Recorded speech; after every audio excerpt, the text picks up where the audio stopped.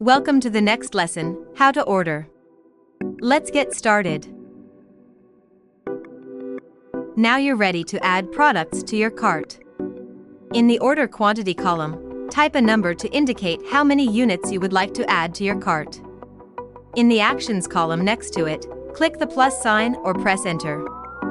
Your items will appear in your preview cart at the top right-hand corner. Repeat this step for each item.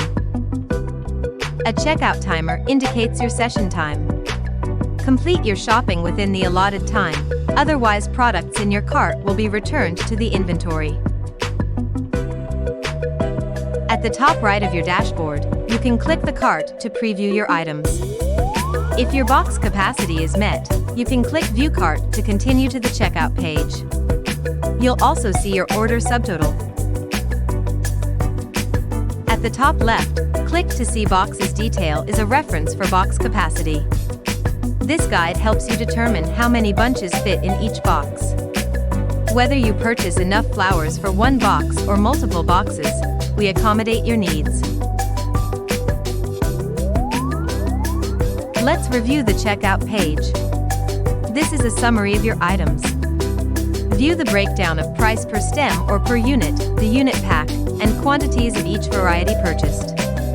You may edit quantities on this page and delete an entire line item by clicking the Action button.